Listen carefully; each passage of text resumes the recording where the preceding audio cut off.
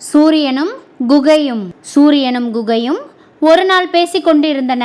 குகையால் ஒளி என்றால் என்ன என்பதையும் தெளிவு என்றால் என்ன என்பதையும் புரிந்து கொள்ள இயலவில்லை. அதேபோல் சூரியனுக்கு இருட்டு என்றால் என்னவென்றே தெரியவில்லை. எனவே இரண்டும் தத்தமது இடத்தை மாற்றிக்கொண்டு அவற்றை புரிந்து கொள்ள விரும்பினர். குகை வானத்தில் ஏறி சூரியனின் இடத்திற்கு சென்றது. சூரியன் பூமிக்கு இறங்கி வந்து குகையின் இடத்திற்கு சென்றது. சூரியனின் இடத்தை தற்போது அடைந்த குகை அருமை வெளிச்சம் என்றால் என்ன என்பது இப்போதுதான் எனக்கு புரிகிறது. பிரபஞ்சத்தில் உள்ள பொருட்கள் யாவும் தெளிவாக தெரிகின்றன. நான் இதற்கு முன் எவ்வளவு கீழ்மையில் வாழ்ந்தேன் என்பது இப்போதுதான் புரிகிறது என்றது.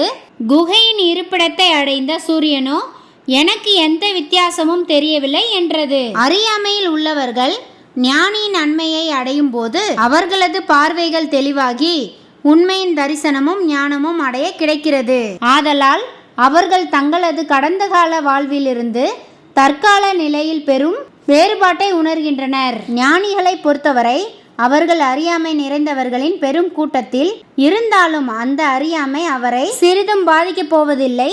தன்னுடைய ஞானத்தின் ஒளியில் அவர் எப்போதும் தெளிவாகவே இருப்பார். வீடியோ பற்றிய உங்களது கருத்துக்களை கமெண்ட்ல சொல்லுங்க. நன்றி, வணக்கம்.